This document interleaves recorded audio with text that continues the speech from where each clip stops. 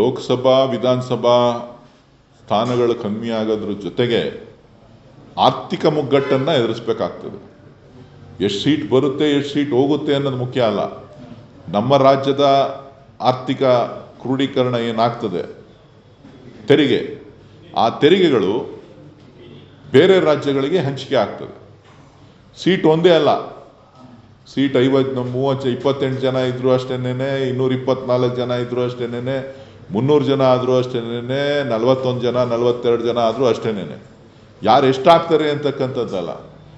ನಮ್ಮ ರಾಜ್ಯದ ತೆರಿಗೆದಾರರ ಹಣ ಬೇರೆ ರಾಜ್ಯಗಳಿಗೆ ಹೋಗ್ತಕ್ಕಂಥದ್ದು ನಾನು ಈ ಹಿಂದೆನೇ ಹೇಳಿದ್ದೆ.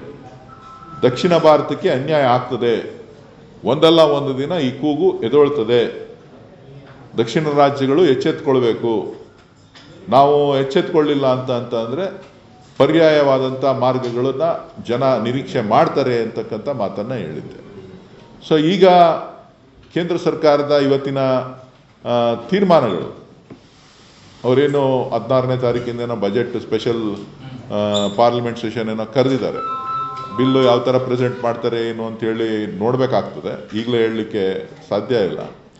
ಒಟ್ಟಾರೆ ದಕ್ಷಿಣ ಭಾರತದ ಸ್ಥಾನಗಳು ಕಡಿಮೆ ಆಗೋದ್ರ ಜೊತೆಗೆ ದಕ್ಷಿಣ ಭಾರತ ಹಣವನ್ನು ಉತ್ತರ ಭಾರತಕ್ಕೆ ತೆಗೆದುಕೊಂಡು ಹೋಗುವಂಥ ಹುನ್ನಾರ 2011 ಸೆಸಸ್ನ ಅಳವಡಿಸ್ತಾ ಇದ್ದೀವಿ ಅಂತ ಹೇಳ್ತಾರೆ. ಅದು ಇನ್ನೂ ಮಾರಕ. ಯಾಕೆಂತ ಅಂದರೆ 2011 ಸೆಸಸ್ಸು ಈಗ ಬೆಂಗಳೂರನ್ನು ತೆಗೆದುಕೊಂಡ್ರೆ 2011 ಸೆಸಸ್ಸು ಕೇವಲ 65ರಿಂದ 70 ಲಕ್ಷ. ಇವತ್ತು 1,40,00,000 1,50,00,000 ಪಾಪ್ಯುಲೇಷನ್ ಇದೆ.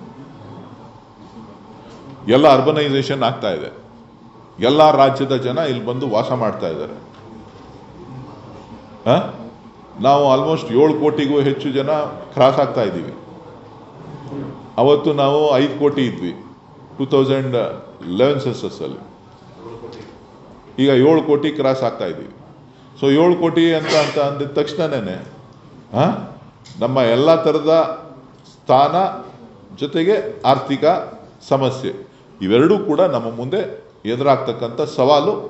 ಸೊ ಹಾಗಾಗಿ ಎಲ್ಲ ಪಕ್ಷಗಳು ಇದರ ಬಗ್ಗೆ ಚಿಂತನೆಯನ್ನು ಮಾಡಬೇಕು. 2 ಕ್ಷೇತ್ರಗಳಲ್ಲಿ ಕಾಂಗ್ರೆಸ್ ಪಕ್ಷ ಗೆಲ್ತದೆ, ಯಾವುದೇ ಅನುಮಾನ ಬೇಡ. ಉತ್ತಮವಾದಂಥ ರೀತಿಯಲ್ಲಿ ಸರ್ಕಾರ ನಡೀತಾ ಇದೆ. ಗ್ಯಾರಂಟಿಗಳನ್ನು ಕೊಟ್ಟಿದ್ದೇವೆ. ಆ ಭಾಗಕ್ಕೆ ಅಭಿವೃದ್ಧಿ ವಿಚಾರದಲ್ಲೂ ಕೂಡ ಎಲ್ಲ ರೀತಿಯಲ್ಲೂ ಕೂಡ ಸರ್ಕಾರ ಸ್ಪಂದಿಸಿದೆ. ಸೊ ಹಾಗಾಗಿ ಯಾವುದೇ ಸಮಸ್ಯೆ ಇಲ್ಲ. ಈಗಲೂ ಇದ್ದೀನಪ್ಪ, ಈಗಲೂ ಇದ್ದೀನಿ.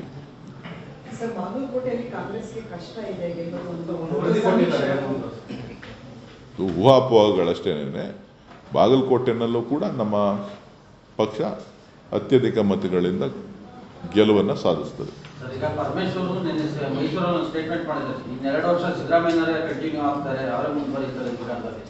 ಅವ್ರನ್ನೇ ಕೇಳಬೇಕು ಹಂಗಂತ. ಅವ್ರನ್ನೇ ಪರಮೇಶ್ವರ್ ಅವರು ಹೇಳಿದ್ದಾರೆ ಅಧಿಕೃತವಾಗಿ, ಗೃಹ ಸಚಿವರು. ಅವ್ರೇನು ಹೇಳ್ತಾರೆ ಹಂಗೆ ಕೇಳಬೇಕಾಗುತ್ತೆ. ಅದು ಆಮೇಲೆ ಮಾತಾಡೋಣ, ಆಮೇಲೆ ಮಾತಾಡೋಣ. ಆಸೆ ಇಲ್ಲ ಅಂತ ನಾನು ಹೇಳಲಿಲ್ವಲ್ಲ ನಿಮಗೆ.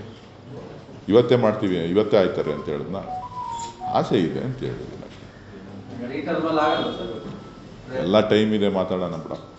ಬೈ ಎಲೆಕ್ಷನ್ ನಂತರ ರೀಶಫಲ್ ಮಾಡಬೇಕು ಅನ್ನೋ ಒತ್ತಡ ತುಂಬಾ ಇದೆ ಸರ್. ಅಂದ್ರೆ 40ಕ್ಕಿಂತ ಹೆಚ್ಚು ಜನ ಸೀನಿಯರ್ಸ್ ಇದ್ದಾರೆ. 3 ಸಲ 4 ಸಲ 6 ಸಲ ಮಾಡಬೇಕು. 3 ವರ್ಷ ಕಂಪ್ಲೀಟ್ ಆಯಿತು. ಈ ಥರದ ಒತ್ತಡ ಅದು ಚುನಾವಣೆ ಆದ್ಮೇಲೆ ಮಾತಾಡೋಣ.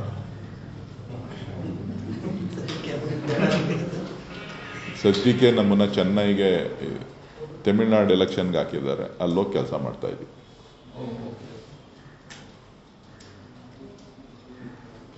ಬ್ರಾಹ್ಮಣರಿಗೆ 4 ಪಾರ್ಟಿಯಿಂದ ಒಂದು ಟಿಕೆಟ್ ಕೊಟ್ಟಿಲ್ಲ ಅಂತ ತುಂಬಾ ಸುದ್ದಿ ಆಗ್ತಿದೆ. ಎಲ್ಲಿ